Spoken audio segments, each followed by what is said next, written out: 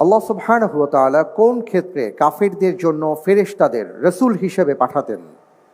এ, যদি ফেরেশতারা নূরের তৈরি না হতো। বি, যদি ফেরেশতাদের মানুষের মতন চাহিদা থাকতো। সি, যদি ফেরেশতারা জমিনে স্বাচ্ছন্দ্যে চলাফেরা করতে পারত। ডি, যদি কাফিররা ইসলামের শত্রু না হতো।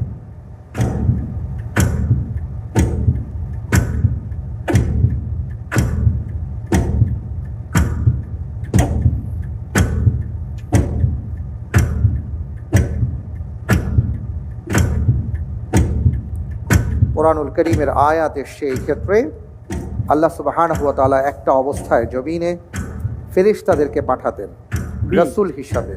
অ্যানসার হিসাবে আমি বেছে নিচ্ছি সময় শেষ, তাড়াতাড়ি বলুন। বি। বি লক করে দেওয়া হোক। বি। আপনি যে উত্তরটি দিয়েছেন আপনার উত্তরটি সঠিক হয়নি। উত্তর হচ্ছে সি, যদি ফেরেশতারা জমিনে স্বাচ্ছন্দ্যে চলাফেরা করতে পারতেন। আল্লাহ সুবহানাহু ওয়া তাআলা ইরশাদ করছেন, কুল লাউ কানা ফিল আরদি মালাইকাতুন ইয়ামশুনা মুতমাইন্নিন লানাজ্জালনা আলাইহিম মিনাস সামাই মালাকান রাসূলা। অর্থাৎ হে মুহাম্মদ সাল্লাল্লাহু আলাইহি সাল্লাম, আপনি বলুন, যদি ফেরেশতারা জমিনে স্বাচ্ছন্দ্যে চলাফেরা করতে পারতেন তাহলে আকাশ থেকে আমি ফেরেশতাদেরকে রাসূল রূপে পাঠাতাম। সূরা বনী ইসরাঈল আয়াত নম্বর 95।